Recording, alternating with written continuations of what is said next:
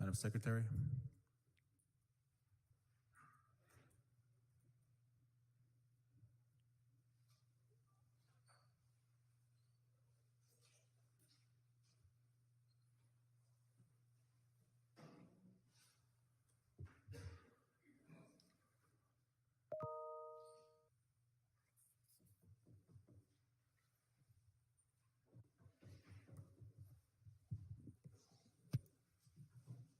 Bryce Sendowitz. Tenai Jr. John Kessler. Yes. Henrik DePreez. Sharon Lee. Yes. Kelsey Haskell. Yes. Thad Rose. Yes. Derek Bartlett. Yes. Joe Brinksplenny. Oh. Bob Walters. Ronald Russo. Yes. Tuffy Thompson. Thank you.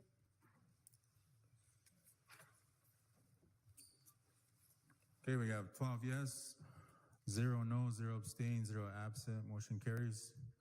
Council, thank you for the selection and your choice. We'll get this going right away. Ms. Lee, go ahead. Thank you, Chairman LeBeau. I just wanted to clarify for the record that the res travel was from April 3rd through 6th. That's the resolution I submitted for myself and Mr. Brinksplenny, and then it was amended and left open, but I understand the resolution said that from the Secretary's office in May, so I guess it was a typo. I just wanted to clarify that it's April and not May for the record. Thank you. Thank you. Ms. Whitefeather? Yeah, that was a correction to the date because that's what the motion was read into the record. So I asked the committee secretary's office to correct that date to the council because that's how it was presented. Thank you. Okay, council, I had just a couple more things. One was the prosecutor. We needed an additional prosecutor on staff, and we went advertised for proposals, and the only one that we got back is from the Costello, Porter Hill, Heinster Camp, Bushnell, and Carpenter LLP. And we've asked the committee to take a look at that, and we have a proposal signed by Garrett Keegan, who's actually from Dupree, they said. So we need action on this. Motion. Motion by Ms. Haskell. Second for discussion. Second by Ms. Lee. You want to have discussion? Yeah. Discussion. So we granted you the executive authority so we could get caught up. We were in that last administration going through the COVID-19 and stuff. They fell behind, and our committee minutes were far behind. So it was important that we got caught up. That's one of the reasons why I supported the motion and granted you executive authority. And I was sitting in Law and Order Committee, and this RFP came through for a special prosecutor. And I know I'm not worried about nothing on my end, but you know, we got a lot of problems in law enforcement, a lot of problems. And being short-staffed on prosecution is not one of them. Compared to every month we hear about the public defender's office being short-staffed, worried that them people working there don't want to have a job tomorrow. So I was kind of curious when I seen this RFP come down through the administrative office for a special prosecutor. And, you know, going through the court system myself, I got a lot of experience on both sides. You know, I've beat the tribal attorneys in tribal court as a lay advocate. And so, you know, the problems I see is that we weaponize our judicial system. And I'm glad we were able to hire a chief of police today, because that's a key figure in law enforcement and law and order. But another very important part of law and order is our court system. And this prosecution and public defense has a lot to do with the court system on the criminal side. So it's just disheartening to me that this administration would push through an RFP for a special prosecutor and ignore. I think before you got the RFP for special prosecutor, we had committee action that I think we even referred it to law and order, or to administration, to find out where the funding shortfall is for the public defender's office. And so you got committee action asking administration to fix this problem, and it's ignored when it comes to public defense. But somehow this RFP for a special prosecutor comes out, and I just, you know, it's not good government to beef up the prosecution and then to ignore the public defense, because like our public defender says, you know, he's the only thing between the people and the prosecution. So their freedom depends on that public defender's office. So I just wanted to say, Mr. Chairman, today I'm just displeased in you for ignoring the public defense and pushing the further weaponization of our law enforcement. Thank you. Thank you, Mr. Russo. Any other comments, council members? And just so you know, Mr. Russo, we're still working on that issue. So we're still addressing that. Where's the motion at to approve that one? They're not even on the table. So Yeah, we're still reviewing that one. Madam, we need a motion with resolution. Ms. Haskell, you still second? Okay, you still second that? Thank you. Madam Secretary, go ahead, Ms. Haskell. I did speak with the prosecutor, and he did agree to the 250. He came down to $25 an hour. Did you get my message on that? I don't think I did, no. Okay, so instead of the 275, he agreed to the 250, and I do have that in writing, and I have a cell phone number if you need that. Okay, thank you. Mr. Brinkman, go ahead. Mr. Chairman, thank you. And that was the only question that during committee was why was it 275, not 250? So they contacted him, it was after hours, but they responded and he agreed to come down to 250. So. Any other comments? Mr. Treasurer? Thank you, Mr. Chairman. I was not aware of this, not that I have to be, but where is this funding coming out of? I'd like to know that because that's a lot an hour for a prosecutor. Do you guys, is there some special ARPA funds, or is this coming out of the court's master contract? How are we paying for this? Thank you. Go ahead, Mr. Brinkman. I do believe that's coming out of the Attorney General's funding. That's what I was told. Is that right? You guys remember that? No, I don't know the answer to that question. Okay. I think that's one area it can come out of. The other one was this prosecutor would only be used if the current one is not able to perform due to conflict of interest.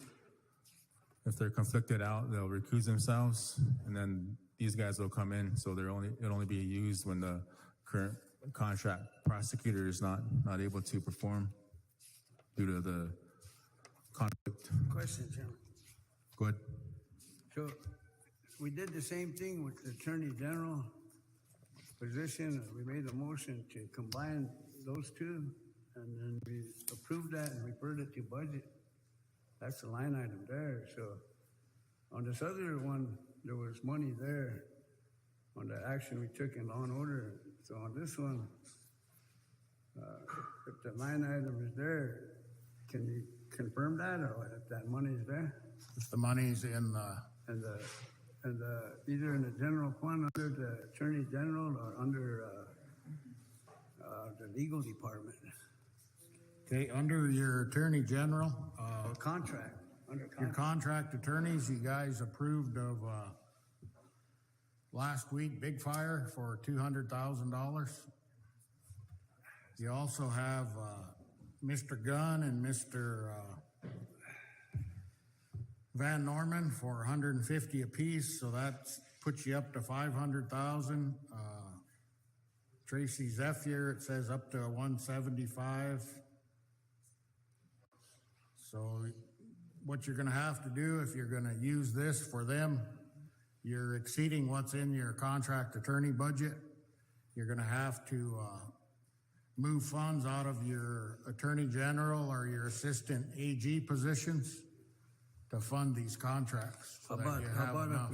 about if we modify that 200,000 and set aside 50,000 for that position? If it's not gonna be a 8 to 5 and it's gonna be like a contract, what would that contract be, 3 or 5,000 a month? And then if it's 3,000, then we could do that with whoever that attorney is to come in and do those cases in case there's a conflict between our prosecutors. So that person will come in as, at those cases, which might be, I don't know, maybe 10 or 12 a year, maybe. I'm just guessing. But maybe we can fill out a contract that that person would be able to negotiate with us. And then use Big Fire, if they have somebody in that capacity, set 50,000 aside in that 200 to do that work for us. But that would need a modification into that contract, but the monies are there. Because we already are obligating that Attorney General monies, combining them for one position to try to get someone, attorney hired. Okay. So we already made a motion to that effect, but I think, can we do that? Can we get that into like a contract? And if Big Fire takes that on, shit, we're hiring the whole firm, so they should be able to have an attorney that could build that contract for us. Can you get hold of them, Chairman, maybe, and see if we can do that? And then that money will be there. And if it's contract, then we can determine those services, remember their duties. And if it's not gonna be 8 to 5, then we can do it by contract. Or see, they might want, whatever they want, an hour. So how would they negotiate that with us? Our Attorney General will be doing that negotiation right now. So you're gonna have Tracy do that, or just have Nikki do it? We don't have an attorney general right now. To negotiate this contract. I mean, remember how Tracy was doing it? We don't have nobody now, so are you just gonna ask Nikki if they can do that under contract? I could ask them, yeah. Don't hurt to ask. That's for us to determine, not them. We could tell them, you guys are gonna do this for us. This is where we need you at. Yeah. Well, I hate to ask them for any more because we already owe them, We already paid them, $750,000, I think. We don't know them, do we? I thought we already paid them. We got them paid the $280,000. The check was done on February 16th. So it's been done almost about 40 days. However, nobody from legal come and picked it up. So earlier this week, we had it mailed to them, $280,000 and change. That takes care of their last fiscal year bill. And this fiscal year bill, I asked Roberta to get the bill in for October, November, December, January, and February. So hopefully this coming week, we'll have the bill for Big Fire for the first 5 months of the year. I've also asked Van Norman and Steve Gunn to submit their bills on a monthly basis so we don't get to the end and have a large bill that's way more than what we thought. And they both said they would do that, but I haven't got anything yet. I talked to them 2 days ago, so. That's why we wanted to put those two in Attorney General, that line item into one, so maybe then we can hire an attorney to help us start doing these things.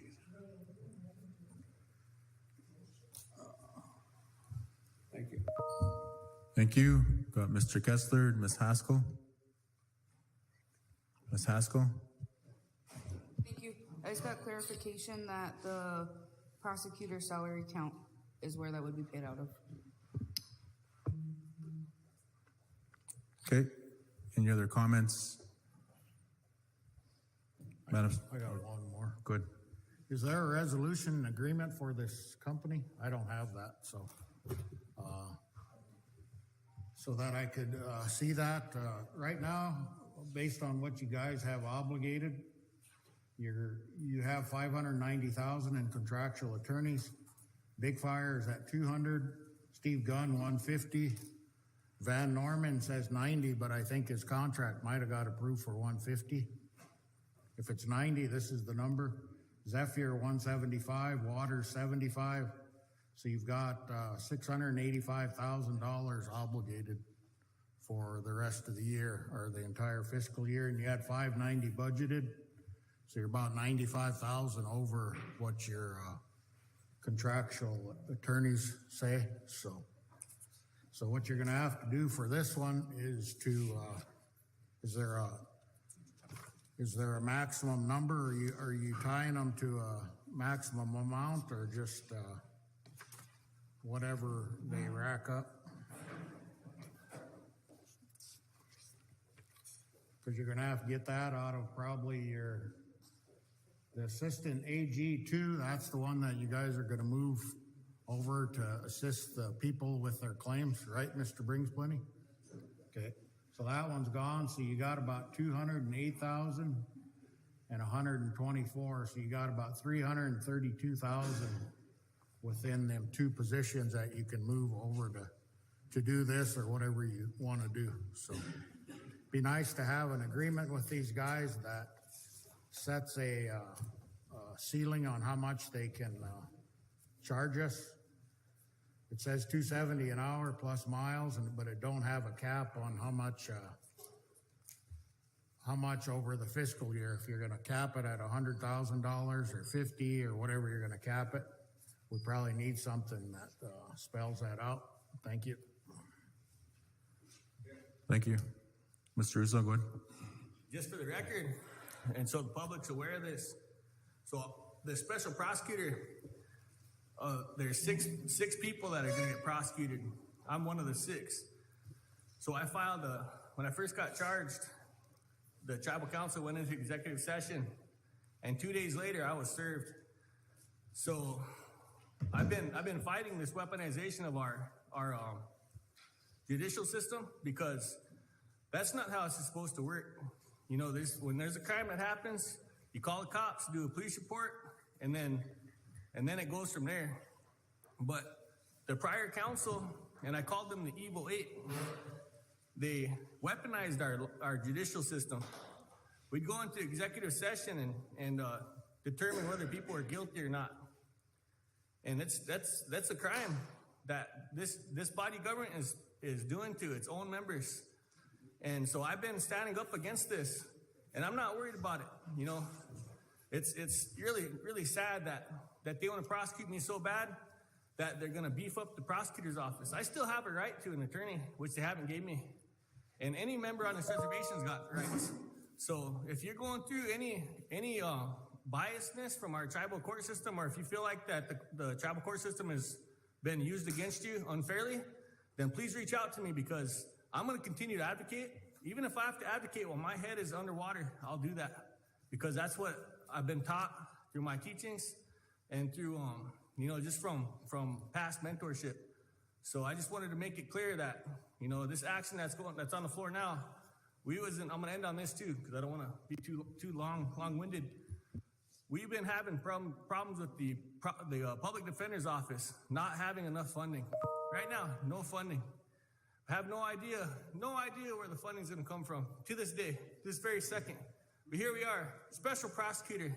We already have Miss Keckler in there, making big bucks, living in Texas, working from home.